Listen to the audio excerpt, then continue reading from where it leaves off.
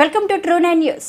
కడప జిల్లా అట్లూరు కస్తూర్బా గాంధీ బాలికల విద్యాలయం నందు స్పెషల్ ఆఫీసర్గా పనిచేస్తున్న ఫణిశ్రీ ఇక్కడ నుండి సాగనంపదారా లేకుంటే మా పిల్లల్ని ఇంటికి తీసుకుపోతామని విద్యార్థి నీల తల్లిదండ్రులు జిల్లా అధికారులకు అల్టిమేటం జారీ చేశారు.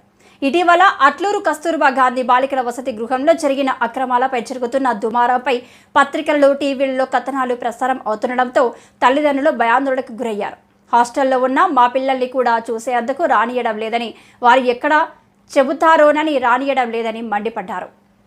ప్రిన్సిపల్ ఫణిశ్రీపై వరుసగా వస్తున్న కథనాలను చూశామని, మాకు దానిపై వివరణ అడిగినా చెప్పకుండా నిర్లక్ష్యంగా వ్యవహరిస్తున్నారని అన్నారు. జరిగిందంతా కారణమేనా ఒకసారి చెప్పండి.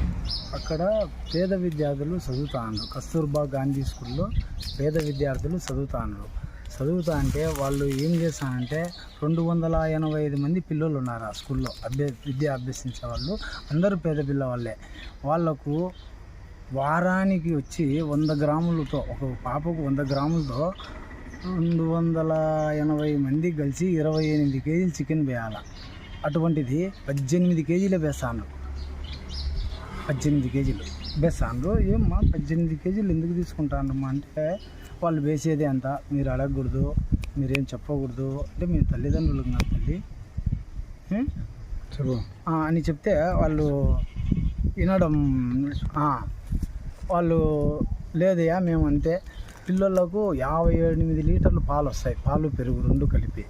అది ఏమైందంటే 20 లీటర్లు, 10 లీటర్లు పాలు, 10 లీటర్లు పెరుగు వేస్తాండ్రు. ఎందుకు ఇంతగా ఇట్లా వేస్తాండ్రు, ఇది తప్పు కదా, వాళ్ళు ఇంతమంది ఉంటే ఇంత తక్కువ వస్తుంది ఏమి అని అడిగినారు.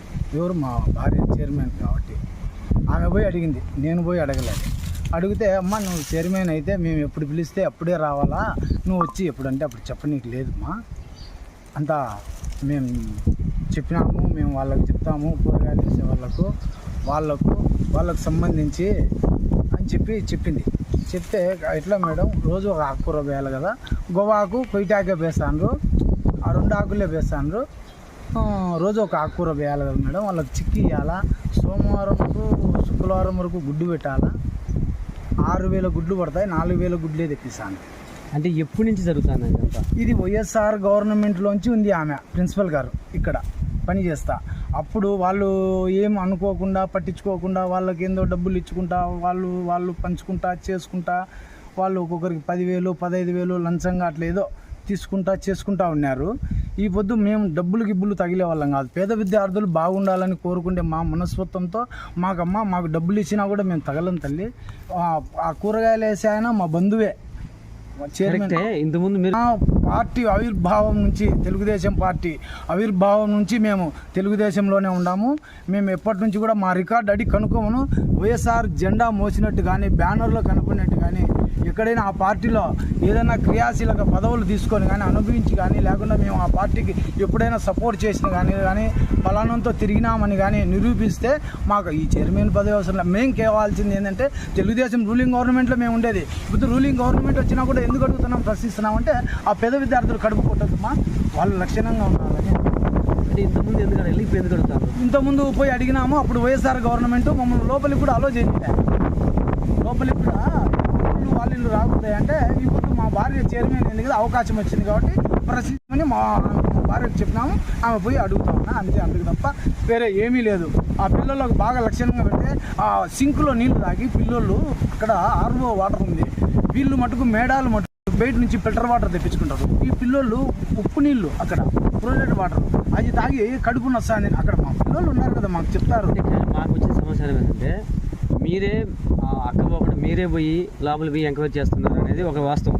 అది అంతా అవాస్తవంనా? అట్లా పోతే పోలీస్ స్టేషన్ నుండి ఇక్కడ కేసు పెడతారు. మేము తల్లిదండ్రులము, తల్లి మా పిల్ల కూడా అక్కడ చదువుతుంది కాబట్టి ఆమె ఏదన్నా మనస్సాపి బాధపడి ఆమె ఏమన్నా అఘాయిత్యం చేసుకొని మా పిల్లే కదా నష్టపోయేది. మీ నాయన ఇట్లా చేస్తా అంటే ఇట్లా స్కూల్లో వస్తే ఎవరైనా లేడీస్ కాలేదు కదా, మగవాళ్ళు ఎందుకు వస్తున్నారు అనేది ప్రశ్న. అక్కడ మొత్తం మొగలు కూరగాయలు వేసేవాళ్ళు పోతాండ్రు, పని చేసేవాళ్ళు పోతాండ్రు, ఇంకా చాలా మంది పోతాండ్రు కదా. అక్కడ మేము పోనీలే, మేము పోయింటే ఏదన్నా ఆమె చూసి చెప్పండి. మేము ఏమన్నా కూడా గేటు బయట నుంచి మాట్లాడి, మా భార్య చైర్మన్ కాబట్టి ఆమె పోతుంది, ఆమెను కూడా రావద్దని చెప్పినాం. అయితే ఇంకో క్వశ్చన్, జరిగేది ఏదైనా ఉన్నా అక్క పోయి మాట్లాడదా, మీరు మాట్లాడడం కరెక్ట్ కదా? అక్కే మాట్లాడేది, మేము మాట్లాడము. ఆ అక్కే మాట్లాడేది. మేము అక్కడ లోపలికి పోయి అంత సీను లేదు, అట్లా పంపిరు. పోలీసులు కూడా వద్దని చెప్తారు. మేము కూడా ఎంతో నాగరికత తెలిసిన మానవత్వం తెలిసిన కాబట్టి అట్లా లోపలికి అడుగు కూడా పెట్టము. ఆడబిడ్డలు ఉండేది కాబట్టి పెట్టాల్సిన అవసరం లేదు. అంటే ఇదంతా రాజకీయంగా చేస్తున్నారు, వ్యక్తిగతంగా నిజంగా అయితే మీరు తప్పు చేయలేదనేది ఆ పక్క అనే వాళ్ళ మాట. అది దానికి మీరేం సమాధానం చెప్తారు? అవాస్తవం, ఇది ఎంత అవాస్తవం. అక్కడ ఉండే పిల్లోళ్ళు తల్లిదండ్రులం కాబట్టి మా పిల్లోళ్ళని ఇద్దరినే పిలిచి పైకి పిలిచి ఇక్కడ జరిగేది ఏం జరిగినా మీరు పోయి మీ తల్లిదండ్రులకు చెప్తే మీకు టీ ఇచ్చి పంపిస్తాము అని ప్రిన్సిపల్ గారు చెప్పడం కూడా మా పిల్లోళ్ళని భయపడిచ్చి మా పిల్లోళ్ళని వేధించి చాలా హింసలు, మా పిల్లలు కూడా చాలా ఇబ్బందులు పడినారు. ఏమంటే ఇట్లా ప్రశ్నించి అని అడిగిపోయి చెప్తాము. ఆఫీసర్లు కలెక్టర్ సార్ కూడా పెట్టి జేసీ మేడం ఎంక్వైరీ చేయమని చెప్పింది. ఎంక్వైరీ పేరారు అదేదో వస్తుంది, దానికి కూడా వాళ్ళు పిలిచితే మా భార్య పోతుంది మాట్లాడుతుంది. ఏం పిల్లలకు తక్కువ ఉన్నాయా, వాళ్ళకి పెట్టాల్సిన పౌష్టికాహారాలు లక్షణంగా పెడితే మనం ఎన్ని అడగం సార్.